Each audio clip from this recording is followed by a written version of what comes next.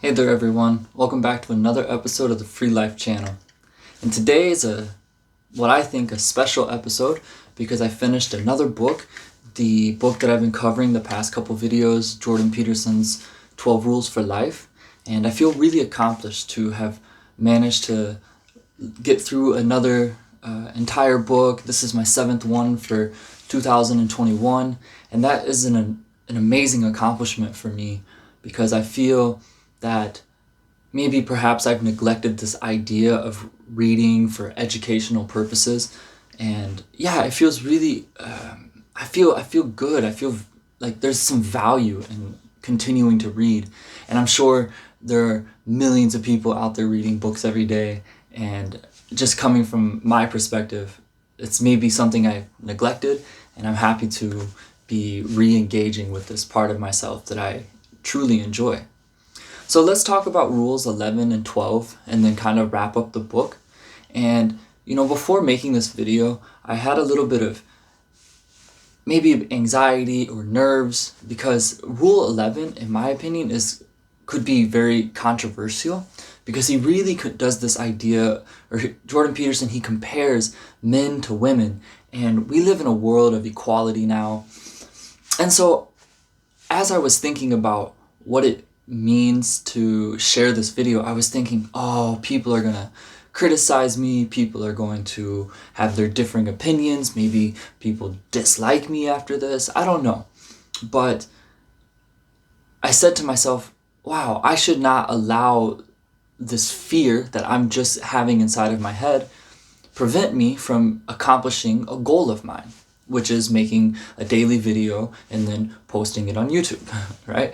So at the end of the day, my own sense of self-worth and accomplishment and self-esteem was more valuable than the opinions that I allow to come into my field of vision.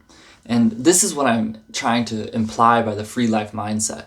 Of course, people will have their thoughts and ideas about me, about the quality of my videos or the material that I'm presenting, but at the end of the day, as long as I'm okay with myself, then I can smile and be proud and be myself, and that's important, and there's power in that. So let's get into it. With rule 11, he says, do not bother children while skateboarding. And I kind of was like, what? That makes no sense. Okay.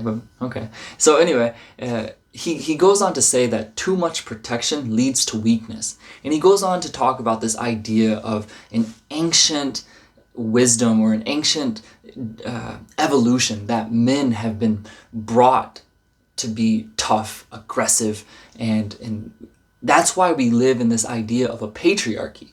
And we shouldn't look at a patriarchy as a bad thing as much as we should look at it as an evolutionary thing, right? And so women in the world that are wanting equal rights, and as much as I agree with this, women should be considered equal, the reason that there's a disparity between women and men is because through the years of evolution, men, we've been forced to be less dependent, to be mentally ambitious, aggressive, and aggression shouldn't be considered like a bad thing, but we should look at aggression as in this idea of determination and drive to be better. And women, on the other hand, have been evolutionized to be more tender, compassion, and less agreeable, or more agreeable, excuse me. And so what what Jordan Peterson is trying to say is that the reason women haven't reached as a mass, the level of in the hierarchy that men have reached is not because of oppression, but because of the way that we've been raised.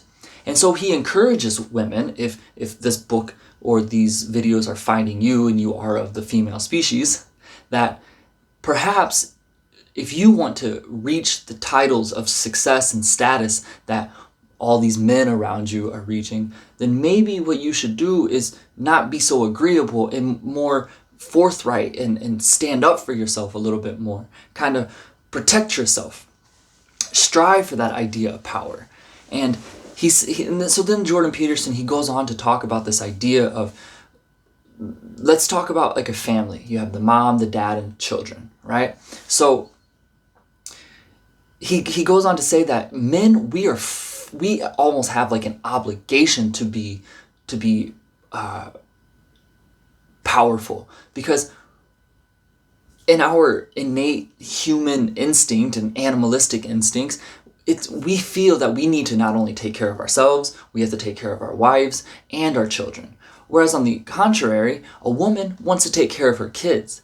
She doesn't want to also have to take care of a man that's dependent, right? And so he says that over the years, men have been taught to be strong because it's what we need to do to attract women, to attract the ideas of having a family, to reach a status or a financial point where we can take care of the people around us. And at the end of chapter 11, he says, if you think a strong man is dangerous, just imagine what a weak man can do. And if you think about this, you kind of look for the people in the United States, the people that participate in these mass shootings and conduct these tragedies amongst people, you have to ask yourself, were these strong men or were these weak men? Men that were dependent on or that were striving for power and they didn't know how to get it. And we should look at power as this idea of it's a motivational factor, not the motivating factor that inspires us to achieve something. People aren't achieving high statuses in the hierarchy of life to have power. Maybe some are, but not everybody. So we shouldn't look at this idea of all men being this tragic patriarchy mentality of oppression against women. And that's kind of it that I have to say about that. And so to go full circle, the idea of, as a parent, you should allow your child to skateboard instead of bothering him and protecting him, because you're allowing your child to develop himself or herself, and you're allowing them to take risks and to accept the dangers of life, and it forces you to be stronger, to be more tough. And when you are tough and strong, you have the drive and the determination to achieve more things. So allow people to be who they want, because too much protection can lead to weakness. And I see how this has affected me in my life, but I'm not going to go into that. All right, so rule number 12. Pet a cat when you see one on the street, and dogs are okay too. And this chapter was actually quite sad because Jordan Peterson, he shares a lot about himself and his daughter, in which suffers from a tremendous amount of arthritis from a very young age. She had hip surgery, ankle surgeries. She was on opiates at a young age, and as we know, opiates are a huge addictive medicine, and it was suffering for him and his family. And so he encourages us to accept life as the suffering thing, and that life is not always beautiful. But when we see an animal on the street, these innocent beings, cats, for example, he says, because they're antisocial, cats kind of do what they want. And whereas dogs, on the other hand, they are more domesticated, and they're like they have a hierarchy within themselves, and that dogs are okay being at a low level of the hierarchy because they pay for that with their loyalty and their friendship to you as a human. And whereas cats, they'll kind of do their own thing.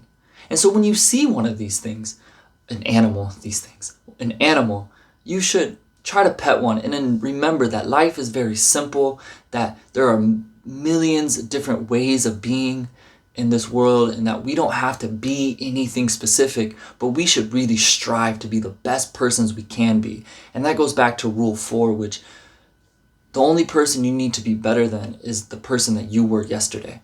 And for me, I'm going through a weird cycle of sleep right now. I just came from the US and now I'm in Germany. I transferred 5 time zones.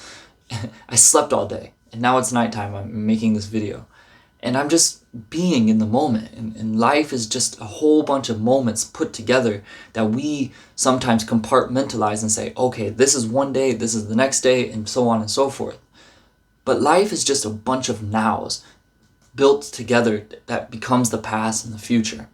And so the thing Jordan Peterson says at the end of the book is that we should aim for paradise, but focus on right now. And that's what I'm doing. And I appreciate you all for tuning in to another video. And I'm excited to start my next book. And actually it's going to be my second time reading this book because I think that it tremendously helped me. And I can't wait to share it with you. And I'll see you tomorrow. Take care.